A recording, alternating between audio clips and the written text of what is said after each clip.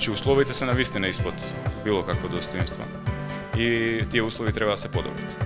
Меѓутоа, медицинскиот кадар ние не можеме да го работиме додека траат изборите.